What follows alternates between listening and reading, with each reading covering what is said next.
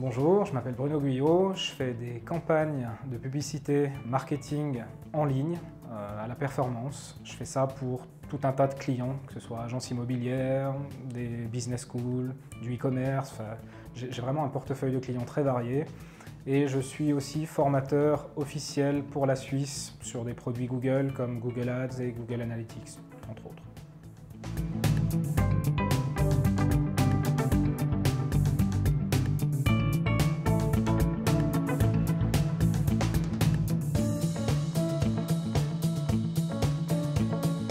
Donc maintenant, on va parler du cas où vous avez déjà de la vidéo, soit vous l'avez filmée par vous-même, soit vous êtes passé par une agence, et comment on fait pour la rendre adaptée à du marketing en ligne pour de la performance, pour générer des clients le moins cher possible et avoir un retour sur investissement le plus important possible sur ces campagnes marketing. Déjà peut-être un tout petit état des lieux par rapport à ce que je peux constater vis-à-vis de mes clients. Une fois sur deux, ils ont de la vidéo. Ça existe encore des entreprises qui font du marketing mais qui n'ont pas de vidéo. Et elles passent, comme je disais la dernière fois, vraiment à côté de quelque chose. Aujourd'hui, la vidéo, elle est incontournable, ça c'est clair. Et puis, pour les entreprises qui ont déjà des vidéos, je constate vraiment deux tendances. La première, c'est soit elles ont une vidéo qui a été faite par une agence de production. Souvent, ça peut avoir 2-3 ans. L'avantage de la vidéo aussi, c'est que c'est une ressource qui va durer dans le temps. Et si elle est bien pensée au départ, elle peut même durer des années et être pertinente des années. Donc effectivement, il y a un coût au départ, mais dans le fond, vu la durée de la ressource, c'est vraiment un investissement et ça vaut la peine.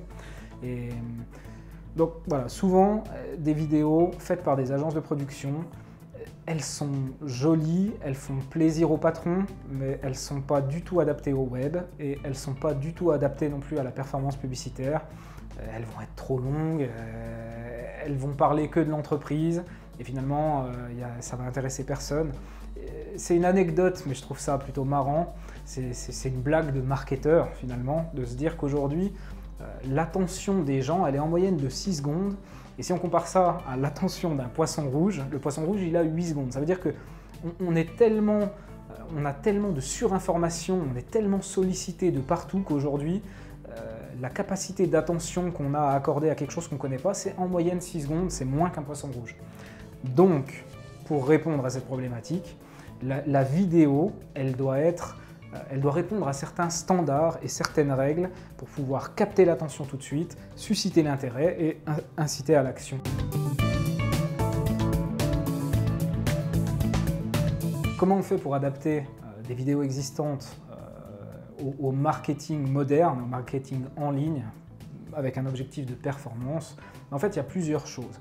Déjà, il faut comprendre qu'à l'époque, la vidéo, on s'en servait majoritairement à la télé et que les gens n'avaient pas vraiment le choix. Ils absorbaient l'intégralité de la publicité, c'était comme ça, c'était pas autrement. Aujourd'hui, il y a quelque chose qui a changé fondamentalement, c'est qu'on est dans un monde où les pubs peuvent être skippées.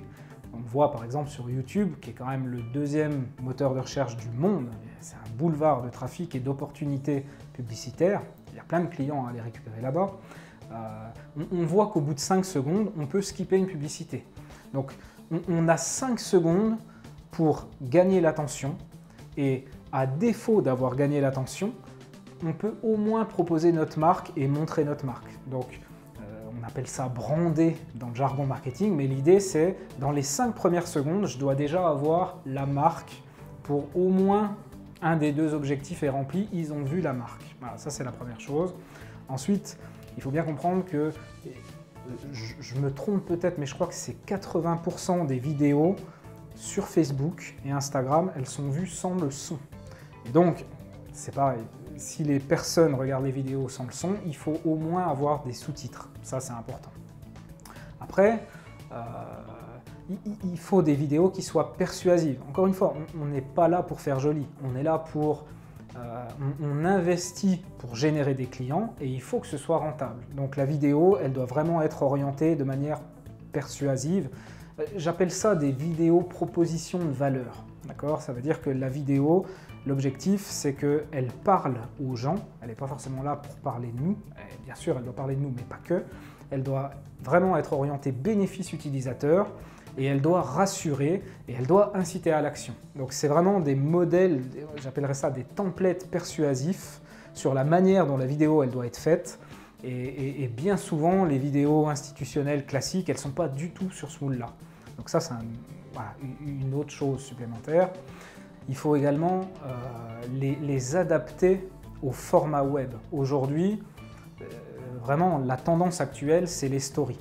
Les stories, il y en a partout. Il y en a sur Instagram, il y en a sur Facebook, il y en a sur Messenger, il y en a sur YouTube, ça vient de sortir. Il y en a sur Google, en recherche aussi, c'est pareil, ça vient de sortir. Le format story, il cartonne. Et puis, c'est toujours la même histoire. En marketing, mais finalement, pour tout, c'est toujours la même histoire. Les premiers arrivés sont toujours les mieux servis. Voilà, la récompense d'être parmi les premiers à adopter des nouveaux formats, c'est d'avoir une performance accrue par rapport à une fois que tout le monde sera dessus, c'est évident. Et donc les nouveaux formats publicitaires story, c'est par exemple de la vidéo verticale.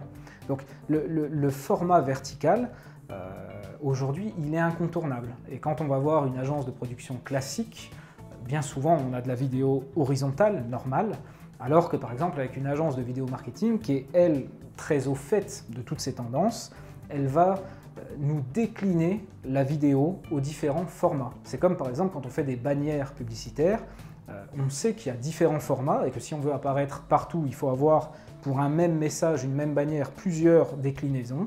Et bien pour la vidéo, c'est pareil. Aujourd'hui, il nous faut de la vidéo horizontale, de la vidéo verticale aussi.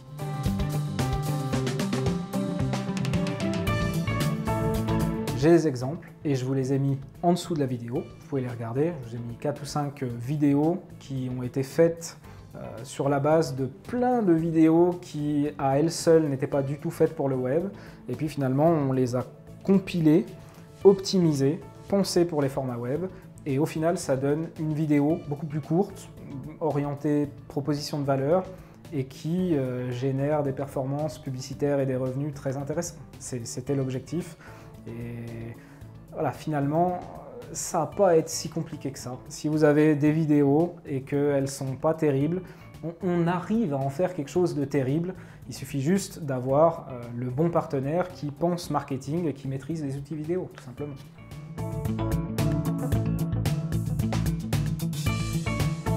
Alors, ça fonctionne très bien, c'est clair. Encore une fois, je suis à la performance et si je le fais, c'est que ça marche pour mes clients, mais aussi pour moi. Il ne faut pas se leurrer, bien sûr.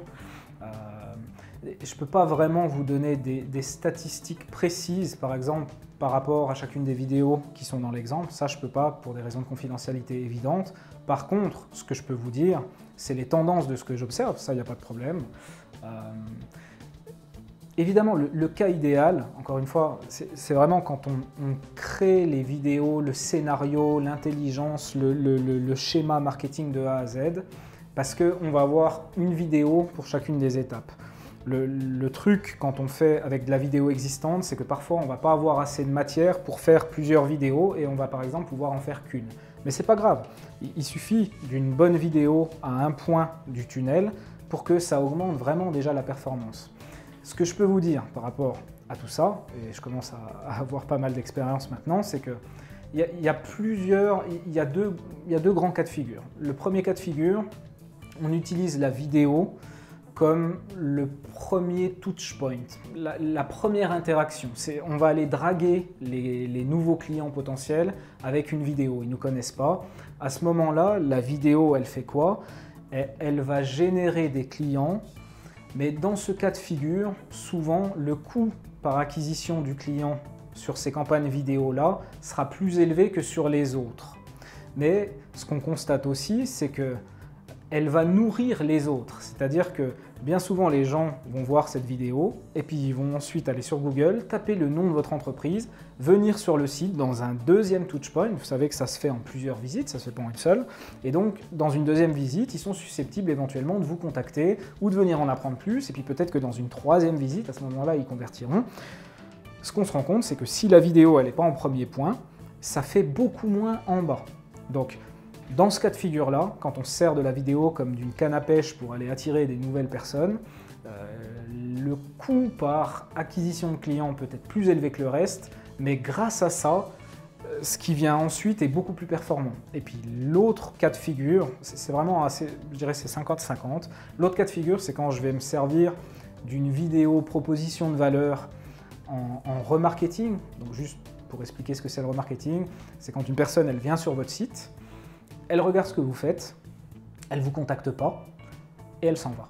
Et ben, le remarketing permet de recibler cette personne-là, dans le cas présent avec votre vidéo proposition de valeur. Par exemple, elle est venue sur votre site et puis ensuite elle va sur YouTube regarder une vidéo. Parce qu'elle est venue sur notre site et qu'elle est sur YouTube, on va pouvoir la recibler. Pareil pour Facebook, Instagram, etc.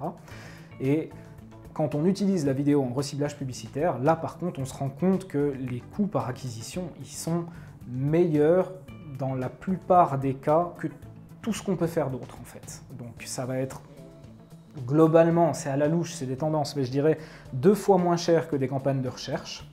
Et on va être dans les mêmes ordres de prix, voire un peu plus bas que sur des bannières, ce qu'on appelle du display. Et c'est évident quand on y pense, qu'est-ce qu'il y a de mieux que la vidéo pour transmettre des émotions? C'est ultra impactant, il n'y a pas mieux. On compare une vidéo par rapport à une image statique, ça n'a rien à voir. Donc c'est clair que la vidéo, c'est une arme de choix, peu importe où on s'en sert. Le scénario idéal, je l'ai dit, c'est d'avoir des vidéos pour chacune des étapes. Au pire, on n'a pas ça, on a déjà des vidéos, on peut aller voir un spécialiste qui va en faire une vidéo proposition de valeur.